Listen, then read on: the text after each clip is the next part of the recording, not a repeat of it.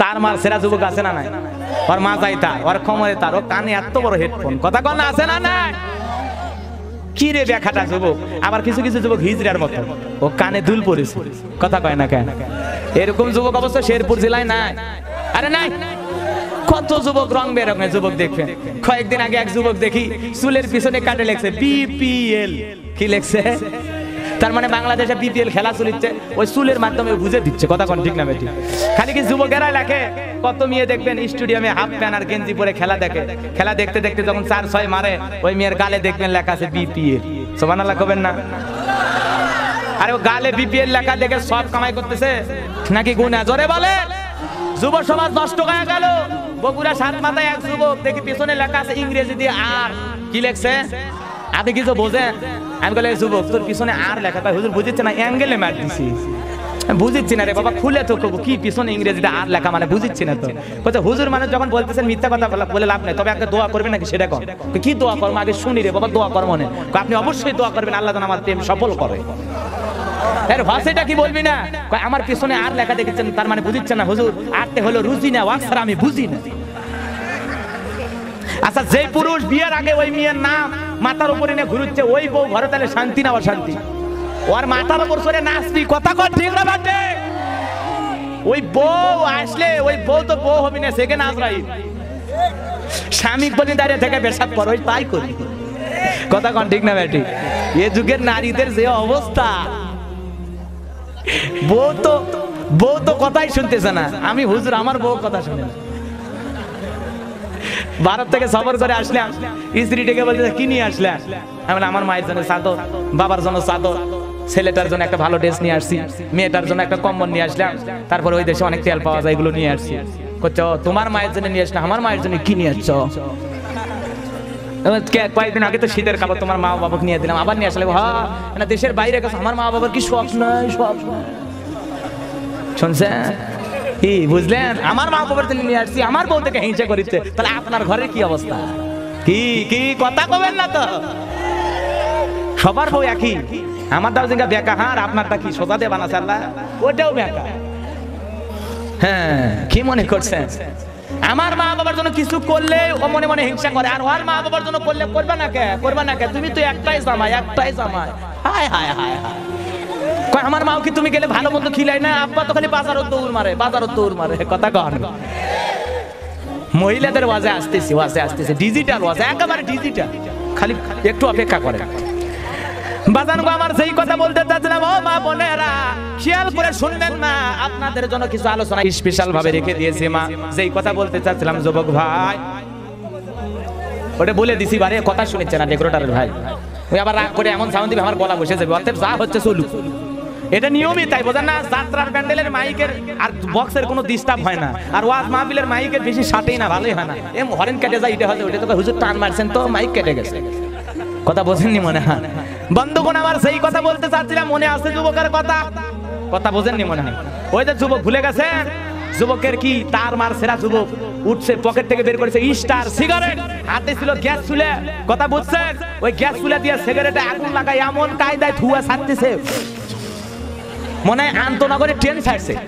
কি ধোঁয়া রে ভাই!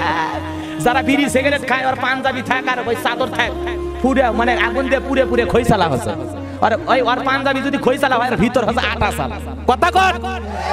রংপুর তারাগঞ্জে ওয়াজ করতে গেলাম, ভাই হুজুর না বিড়ির ওয়াজ করেন, বিড়ির ওয়াজ করেন। কি হয়েছে? 8-9 বছরের ছেলেও বিড়ি খায় হুজুর। আমি বলছি পাগলা, তোরাই দেশত বিড়ি বানাস, এই হারাগাছায় কত বিড়ির ফ্যাক্টরি, তোর ছেলে মেয়ে যদি না খায় তা বিড়ি চলবে কেমনে? কথা কন ঠিক না বেটি? সেই তারাগঞ্জ থানায় ঢুকতে দেখবেন সাইনবোর্ডে লেখা আছে মাদক মুক্ত তারাগঞ্জ, আর ওই পার হয়ে দেখবেন মাদকের চাষ হচ্ছে। সুবহানাল্লাহ কবেন না? তাহলে সাইনবোর্ড অনুযায়ী কি মালের সাথে মিল আছে? কথা কন মিল আছে? এই হলো আদে ইমানের আমলের অবস্থা। যুবক যখন সিগারেট খায়, মুরব্বি ডেকে বলে বাজান দে তুমি সিগারেট খাও, গাড়িতে লেখা আছে ধূমপান নিষেধ, খাও কা? যুবক রেগে বেগে বলে এই বুড়ার বাচ্চা তুই আমারে চিনিস? আমার পরনে আছে পাগলু টু প্যান। কি প্যান? হাই রে চাচা, কি ডিজিটাল যুগ! এই জায়গা সেরা আছে, হাঁটুত কি আছে? সেরা আছে মানে কুত্তে কামড় মেরে নেই। কে রে ভাই সেরা প্যান কে? সেরা প্যান কে? হুজুর বোঝেন না এই যুগের স্টাইল? হাই রে হাই রে হাই রে! যুবক যুবক সেরা প্যান পরে হুন্ডা নিয়ে আপাসি গাড়ি নিয়ে শ্বশুর বাড়ি যাচ্ছে, শ্বশুর বাড়ি। ওকে ভাই কোথায় যাচ্ছেন? কোথায়? হুজুর দোয়া করেন শ্বশুর বাড়ি যেতে। আমি সেরকম প্যান ভাই, দুর্ঘটনা হয়েছে, হুন্ডে নাকি পড়ে গেছিলেন। কত হুজুর কি বলেন? আপনি জানেন এটা হলে এই যুগের সেরা প্যান স্টাইল। আগেকার চাচারা পাঞ্জাবি হোক পয়জামা হোক শার্ট হোক কোনো জায়গায় যদি ছিঁড়ে যায় ওটা সেলাই করে রিপু করে তারপরে পরে। আর এখনকার যুবকেরা সেরা কাপড় টাকা দিয়ে কেনে। হ্যাঁ রে কি স্টাইল! এরকম যুবক আছে, এখন আছে। আমি করে সেরা প্যান্ট পরে শ্বশুর বাড়ি যাবেন ভাই, আপনার কি লজ্জা শরম নাই? কয় কয় হুজুর কি বলেন? এই সেরা প্যান্ট পরে যখন শ্বশুর বাড়ি যাব তখন শালীদের আদরের অভাব হবে না। কি নিয়ম এরকম আছে না নাই? যারা সেরা প্যান্ট পরে ওরা কি নামাজ পড়ে? এ কথা কর। এরকম সেরা প্যান্ট যারা টাকা দিয়ে ছেলে মেয়েকে কিনে দিয়েছেন, আপনার কি মনে হয় আমার নামায় সব না গুনাহ? সেরা প্যান্ট কিনে দেবেন, ছেলে মেয়েকে কিনে দেওয়া জায়েজ? কথা কর। মুসলমানের পোশাক আছে, নবীর সুন্নতি পোশাক কিনে দিলে টাকা, আপনি টাকা খরচ করলেন না, বরং আমার নামায় সব কিনে নিলেন। সুন্নতের জন্য কোনো কিছু ক্রয় করলে অবশ্যই টুপি কিনলে সব, ছেলের জন্য লম্বা জামা কিনে দিলে সব। কিন্তু কবরের ভিতরে যখন যাবেন ওই পাগলু প্যান্ট যে ছেলেকে কিনে দিয়েছেন, মেয়েকে জিন্সের প্যান্ট কিনে দেয়, এরকম বাবা আছে না নাই? চিল্লায় বলেন আছে না নাই? বাজান গো আমার ওইদিকে যাব না। যুবক রেগে বেগে বলে বুড়ার বেটা তুই আমার চিনিস, গাড়িতে লেখা আছে ধূমপান নিষেধ, বুঝলাম, কিন্তু ওই জায়গায় কি লেখা আছে? আপনার কোনো অভিযোগ থাকলে চালককে গিয়ে বলুন। যা বুড়ার বেটা ড্রাইভারের কাছে যা, মুরব্বী মানুষ ধরে ড্রাইভারের কাছে হাজির। বাবারে খালি কি গাড়ি চালাবা নাকি একটা অভিযোগ শুনবা? কি হয়েছে চাচা বলেন? গাড়িতে লেখা আছে ধূমপান নিষেধ, একটা ছেলে খায়, দেখাইলাম ও উল্টো আর একটা লেখায় দেখা বলে আপনার কোনো অভিযোগ থাকলে চালককে গিয়ে বলুন। বাবারে তুমি কি আমার এই কথাটা বুঝদা?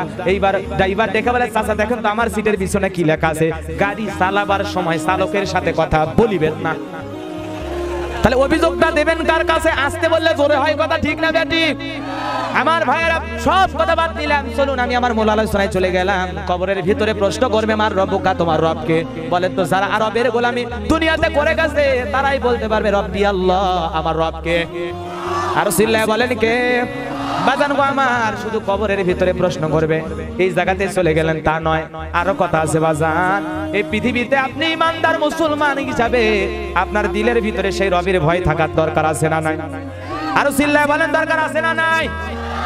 আমার আল্লাহ বলেন ইয়া আইয়ুহাল্লাযীনা আমানুত্তাকুল্লাহ,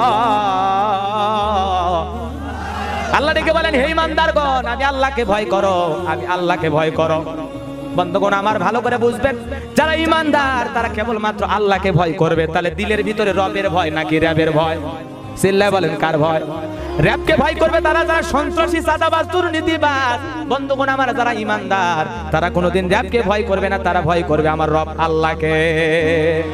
আমার ভাইরা খুব খেয়াল করে শুনবেন, এই পৃথিবীর জমিনে আল্লাহ রাব্বুল আলামিন অনেক মানুষকে ক্ষমতা দান করে, পাওয়ার দান করে। ওই মানুষগুলো একটু ক্ষমতায় বসার পর নিজেকে আনা রব্বুকুমুল আলা বলে দাবি করে। এরকম ঘটনা ঘটেছিল কিনা? জোরে বলেন ঘটেছিল কিনা? এরা তো ভুলে গেছে আল্লাহ কিন্তু মানুষকে জিরো থেকে হিরো বানায়, আবার হিরো থেকে জিরো বানানোর ক্ষমতা কার? চিল্লায় বলেন কার?